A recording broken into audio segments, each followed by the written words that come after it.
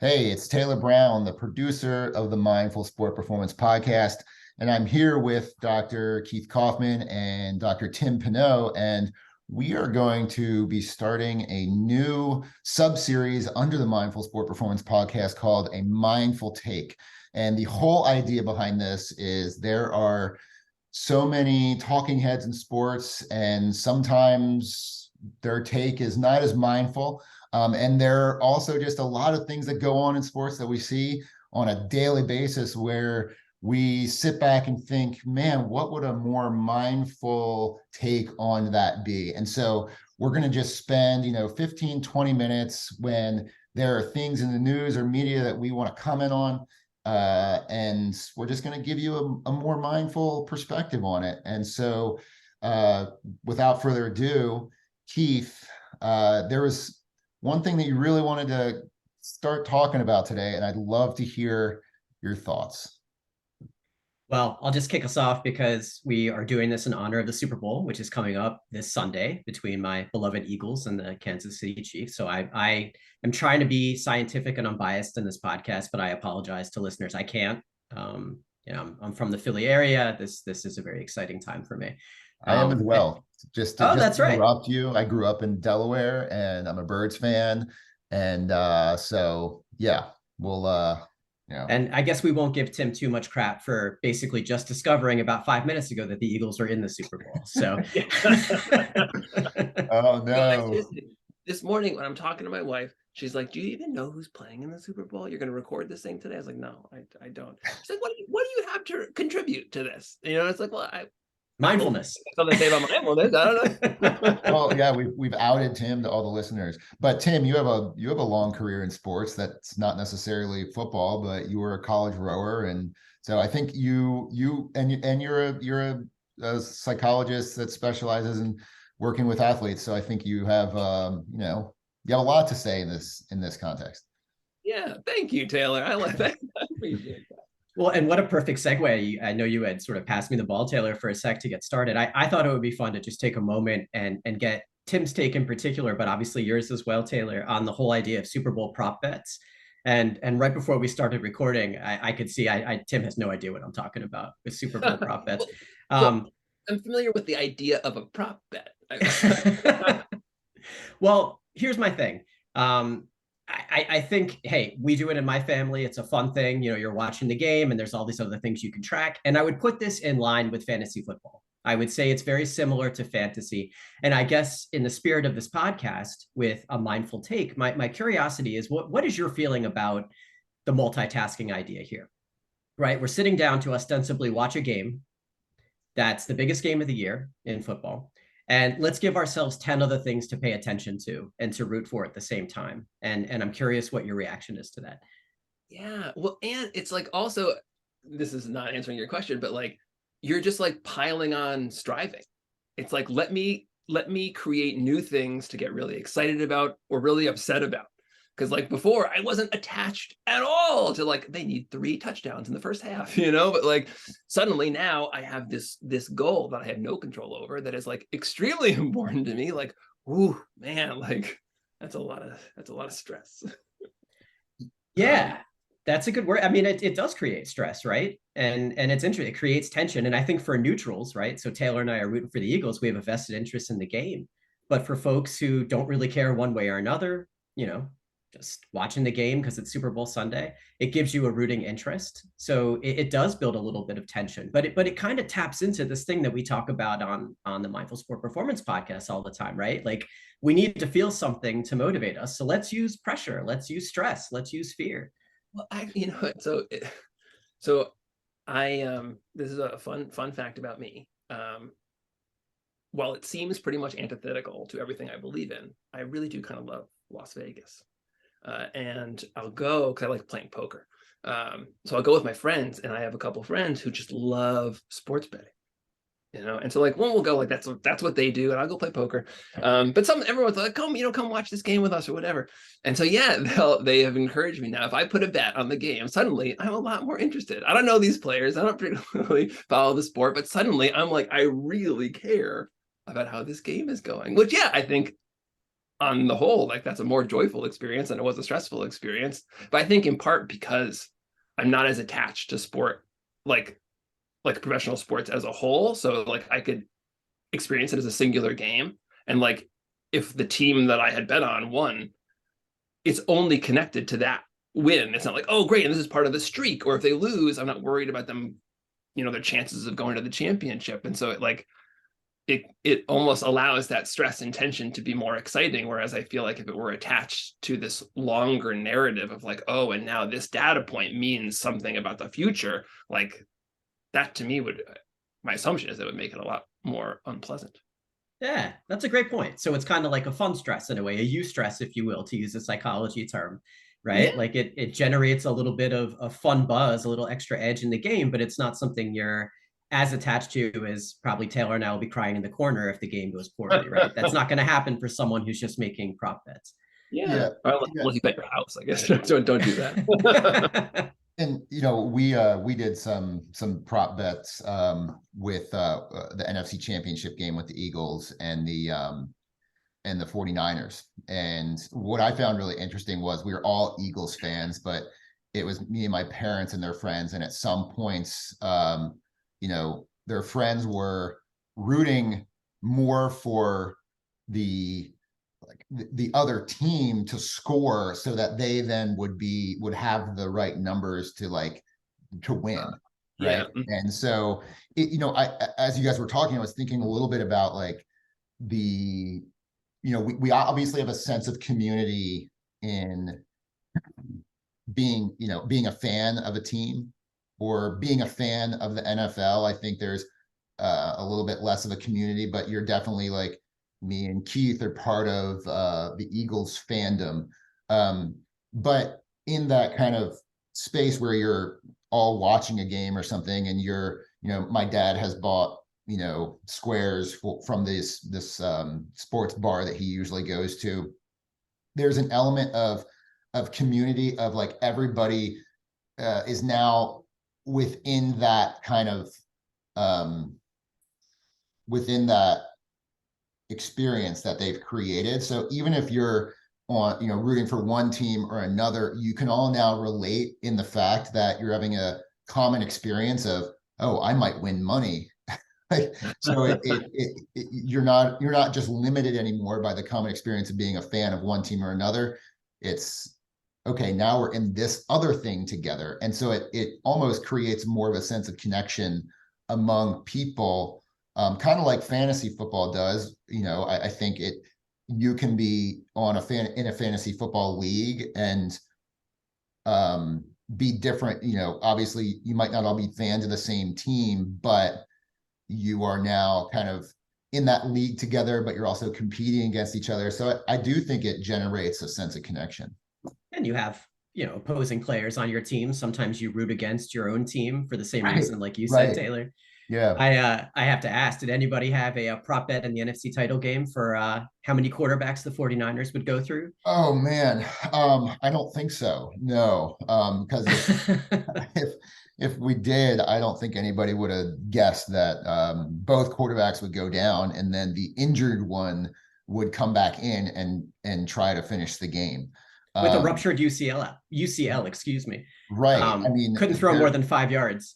Right. They're throwing the little screens and stuff. And, I think, as I look back at it, I think putting McCaffrey in as a where they call it wildcat and just direct snapping the ball to him probably would have been better in the long run.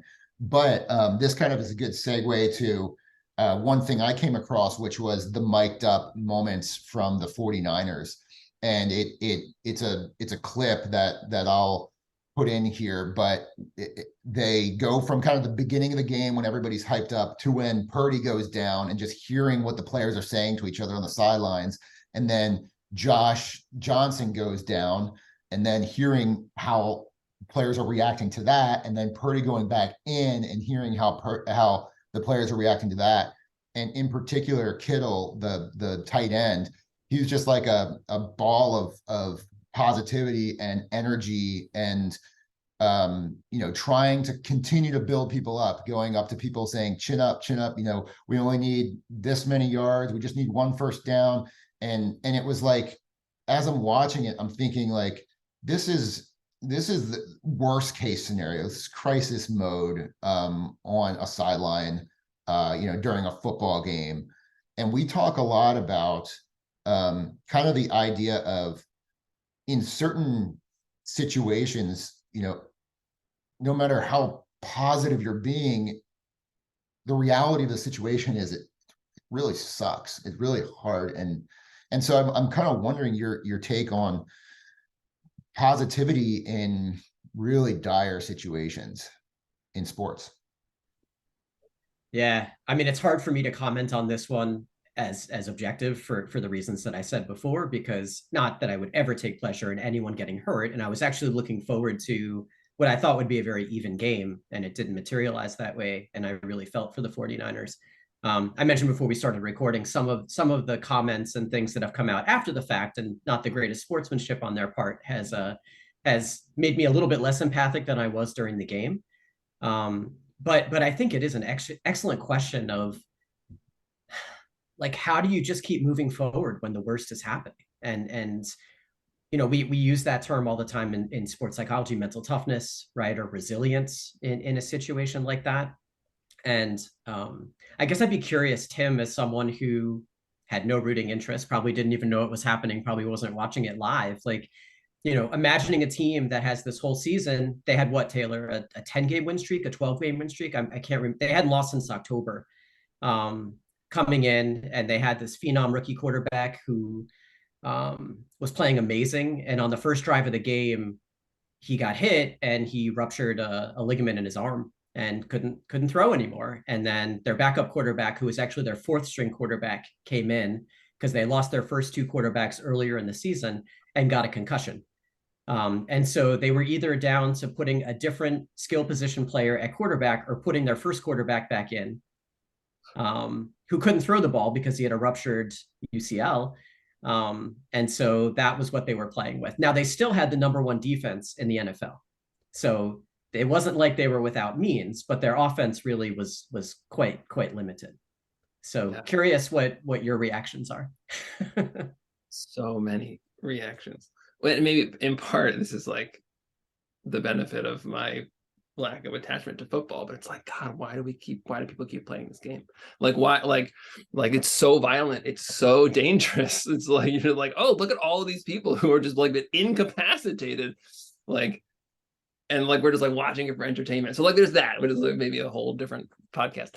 But like, I guess tying it to what Taylor was bringing in about this idea of like positivity. I know that's such a challenge. And I think a lot of athletes, certainly athletes that I work with, like seem to want that. It's like, how do we stay positive when things get rough? And for some people, and in some situations, that can in fact be a really, like, I think, helpful strategy. Hope is a powerful feeling.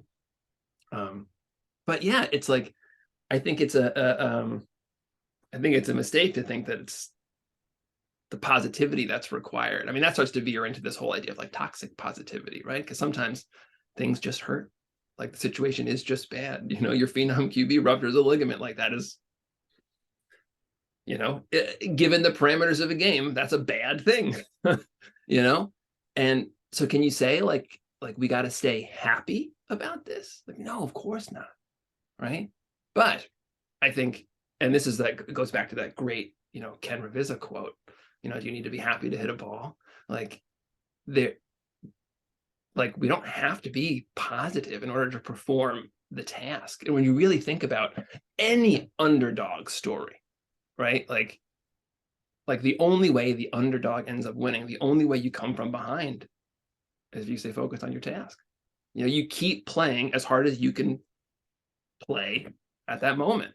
And all you're doing is just like focusing on the things you control. And then the way that the underdog wins most of the time, right, is if the winning team then starts making mistakes, or they get complacent or whatever. And it's not about some sort of like, I think some like magical extra tank of motivation or strength or energy that allows the underdogs to come up on top. It is simply just like focusing on the task at hand. And you don't need to be happy to do that. positive. Sorry, Taylor.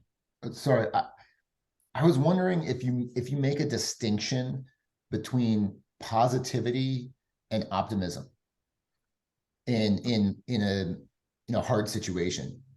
Because I think, having revisited the clip a few times, I think there was a mixture of positivity, optimism, and neutral statements about what they had to do, which I would call like a more mindful self-talk. We just got 7 yards. We just got to go 7 yards. Let's do this. Versus optimism. We can do this. We can do this. Right? Like, game's not over. We can do this. Versus positivity. It's not that bad. Yeah. It's not that bad. Keep your head up. It's not that bad. We got this. We got this in our sleep. I'm not so sure it's in your sleep right now. You don't have a quarterback. So I feel like there's this. So I make a distinction between positivity and optimism. I'm wondering if you guys do as well. Yeah, I mean, I think the way you just explained that was pretty good. I think I would almost wonder, I guess if I was working with somebody, if I was on the sideline trying to help them, maybe I would veer into another O word next, like sort of akin to optimism or a cousin to optimism, like openness. Like, let's just keep doing it. Let's just see what happens. Just keep playing.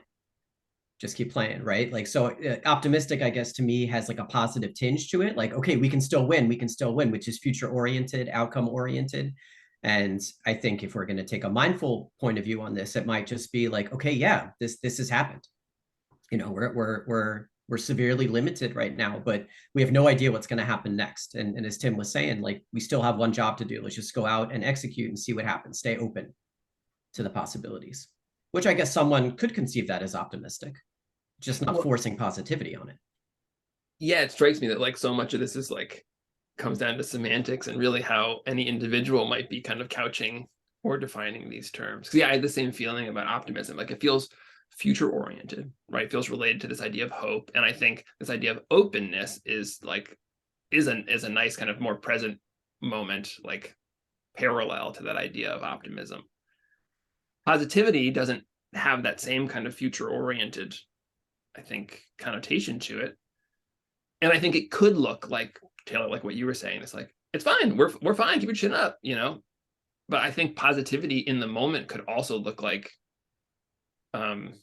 self-confidence, that like, I know I have the ability to do hard things, that like, which is less about like, I know I can win this game, but I know that I can keep showing up even when it's hard. Like, that's a form of positivity, a kind of mindful positivity that's like rooted here in the present moment about stuff that we have influence or some degree of control over. It reminds me a little bit of when we had John Baker on the podcast. At the time, he was with the Cubs. He's now with the Pirates, but he was talking about how they define mental toughness as paying attention to the right thing at the right time, no matter what's happening. Right. And I think there's optimism in that, there's confidence in that, but it's very rooted in the present moment. That's immediately where my mind went when you said that, Tim. It is. I think there's a temporal quality to this. Are we talking about trying to guarantee or predict an outcome, or are we talking about just be with what's happening now, whatever that happens to be? Yeah, that seems like a really good distinction. Like, what I'm hearing is you can still be positive as long as you're still present oriented in a way. Like, yeah, is that like, well, I mean, it just strikes me, it's interesting that we're taking like a mindful take on positivity. Positive is a judgment, right? Like, so like, what are we really talking about? Can you embrace a mindful judgment? Is that what we're saying? Is like, which I'll say, I think is true. I think we can, right? Like, I think I talk about this a lot when I'm working with people, either my clients in my private practice or with the teams that I work with. I'm like, as soon as we recognize, like, ooh, striving causes me a lot of suffering. Like, oh, attachment causes me a lot of suffering. It's not as if we see that and flip a switch and suddenly turn it all off. It's like, oh no, I'm still a human being. I'm still going to strive. I'm still going to have attachments to things. But I think along our journey or our evolution or whatever, we start to be able to make some choices about how those things work. we realize like, oh, I can actually choose, I can be more thoughtful, maybe more mindful about the things I choose to strive for, right? About the things or people I choose to attach to, accepting the fact that I know I'm going to have this driving energy, I'm going to have these attachments. And so I think we can mindfully embrace a particular judgment or a particular mindset, even if it's a positive, let's say positive. But it just struck me. I was like, oh, wait a second, we're like, that is a judgment. Yeah, that makes sense. Yeah, I mean, I think so much, like in this conversation, I think so much about time. Like, what are we talking about? And I think it is a little bit like semantics. Are we talking about even positive? Is that more of like openness, or is that sort of forcing toxic positivity? I mean, it feels like there's a continuum there. And what are we really talking about? Because one definition may not be a judgment. One definition clearly is a judgment. I also would think some of it, the time relation, I won't go off on too much of a tangent here because I know we're keeping this short, but like on the front end, if we would have said to the 49ers or the 49ers fan base, hey, this is what's going to happen in the game, what's your reaction? Go. Right. I mean, that now we're talking about anxiety. We're talking about terror, right? Imagining these what if situations and how in the moment when this terrible stuff actually happens, you saw a lot of resilience on the field. They fought like crazy. And a lot of the sound bites that I heard from the Eagles afterward, just taking their hats off to the 49ers, like, man, they just kept fighting. And that was still the number one defense out there. And unbelievable that they battled the way they did, even though they faced the adversity, right? Like when we're actually in the moment, human resilience is pretty incredible. But a lot of the timing stuff, the anticipation of it, if we knew that was coming, that might be a very different beast. Mm. One thing that you said, Tim, when you were talking was the word hope. And so down right here, I wrote hope/belief. And then I know this is a conversation you and I have had in the past. It's like when you're in a situation like that, Tim, if you were down, I'm going to go into rowing speak here, but if you were down like a length open water, which is like a pretty dire situation in a rowing race, what is in that moment, what motivates you to sprint with 500 meters left, knowing that you're probably not going to win that race? And so like, relating that to the 49ers, what keeps them in that last quarter when they're down 2 touchdowns or whatever it was, knowing that, yeah, they're probably not going to do it? Like, is there an element of having a belief that you can still win as a motivating factor? Like if somebody has kind of given up because they know they're so far away that they can't win, then they don't really have that belief. So like, where does self-belief and belief in your team fit into a mindful approach or a mindful take without projecting yourself too far into the future? Yeah. Well, and so I think part of it is part of what trips people up is that projection out into the future, right? Like I would say that a really like a mindful athlete in the sense of like how I view mindfulness, right? Like, and like this kind of really non-striving, like non-attached attitude, you wouldn't need to stay open to the possibility that you could win, because the reason you were doing it would have nothing to do with winning and losing, right? It would be totally detached from the outcome. Now, the reality for most athletes is that they can't totally detach from those results. And so this is like that middle ground of like, can we be mindful about the ways that we do some of the things that we know can cause harm? Can we be mindful about the judgments we choose to hold on to? Can we be mindful about the things we choose to attach to, right? And so, yes, I think in that kind of like middle ground space, when someone is like starting to embrace and integrate mindfulness into their life, it is really important to hold on to that idea of like, I project out, I predict all these various possibilities, and then I kind of choose one and then react as if that's going to come true, right? That like, I'm too far behind, there's no way I could win. Well, even if that's 99% true, like there's always that 1% chance, like that boat ahead of me could catch a crab, like a bird could fly out of the sky and smash their coxswain in the face, and they could like run off into the stream. Actually, I was racing, the opposite. I was racing in a pair once over in England, and my friend and I had never raced in a pair before. Like, we should have had some more practice. We spent the first 1,000 meters like way ahead, and then in the third 500 rode into the shore. And so this boat that was way behind us, they took home that medal, they took home that trophy.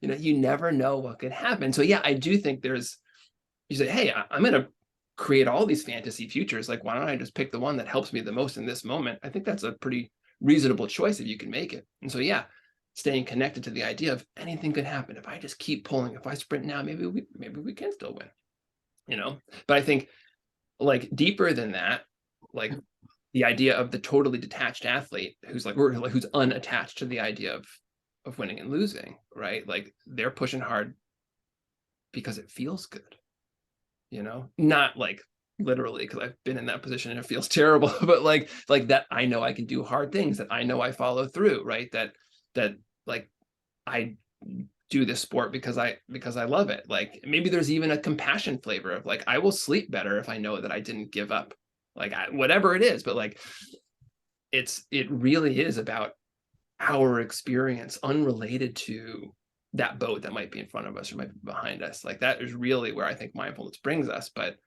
I think we need to be really creative along the way while we're letting go of striving and attachment. Well, and I think what you're saying, number one, we saw some incredible to bring it back to football for a second. We saw some incredible comebacks that had no business happening toward the end of the NFL season in similar kinds of ways. I mean, the Yogi Berra quote, right? It ain't over till it's over, right? I mean, it's the reality of things. And we talk a lot about limits in MSPE, like how we can impose limits on ourselves. And this, I think what you're talking about, Tim, what comes up for me is the relationship between mindfulness and intrinsic motivation, right? This is where intrinsic motivation is so protective, right? That if you're out there for mastery, if you're out there for pride, if you're out there like, hey, I'm going to keep fighting because this is what I do. It's not about the win or the loss necessarily. Yes, that affects me. Yes, I care what happens, but I'm going to keep fighting because damn it, that's who I am. Like, let's just see what happens. Like you said, random stuff happens all the time. Right. I mean, one of the hardest things to do in golf, right, is play with a lead for this. I mean, you know, there are actually some advantages to being able to come behind when that pressure gets lifted, if you can just then go and execute. And you see comebacks from that all the time. Oh yeah. And I feel like I've been on both sides of it, but like just the emotional experience of getting past versus passing, like, oh, you know, yeah.